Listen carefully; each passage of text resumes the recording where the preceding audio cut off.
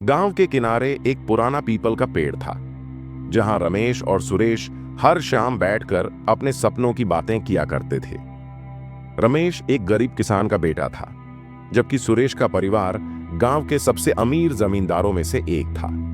बावजूद इसके, दोनों की दोस्ती इतनी गहरी थी कि पूरे गांव में उनकी मिसाल दी जाती थी।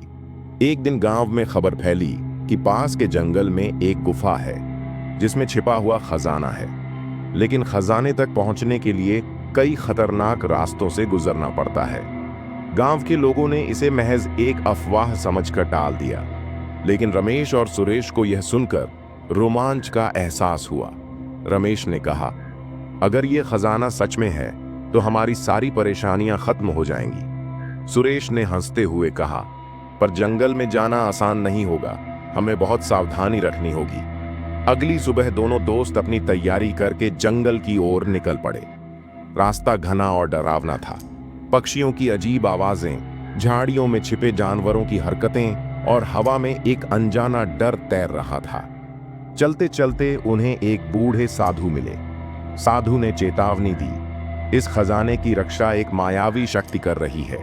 जो लालच में आएगा वह गुफा से कभी वापस नहीं लौट पाएगा। दोनों ने साधु की बात सुनी और आगे बढ़ गए। थोड़ी देर बाद उन्हें एक गहरी खाई मिली, जिसे पार करना असंभव लग रहा था। सुरेश ने कहा, हमें वापस चलना चाहिए, यह बहुत खतरनाक है। लेकिन रमेश ने आसपास देखा और पेड़ों की लताओं से एक मजबूत रस्सी बनाई, जिससे वे दोनों खाई पार कर गए। आखिरकार वे गुफा के सामने पहुंचे। जैसे ही उन्होंने अंदर कदम रखा, वहां एक चमकदार मूर्ति रखी थी और चारों ओर सोने चांदी के सिक्के बिखरे थे। सुरेश की आंखें लालच से चमक उठीं। उसने जल्दी से सिक्के इकट्ठा करने शुरू कर दिए, लेकिन तभी गुफा में तेज हवाएं चलने लगीं और दरवाजा धीरे धीरे बंद होने लगा। रमेश ने घबराकर सुरेश को खींचा, हमें यहां से जल्दी निकलना होगा। लेकिन सुरेश ने कहा, थोड़ा और लेने दो, इतना सोना फिर कहां मिलेगा।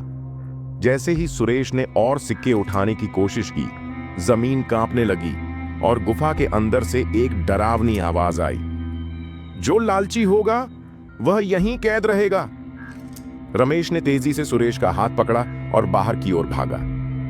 ऐन वक्त पर दोनों गुफा से बाहर निकलने में कामयाब हुए, लेकिन जब वे पीछे मुड़े तो गुफा का दरवाजा हमेशा के लिए बंद हो चुका था। दोस्तों, इस कहानी से आप लोगों को क्या सीखने को मिली, कमेंट करके जरूर बताएं। धन्यवाद।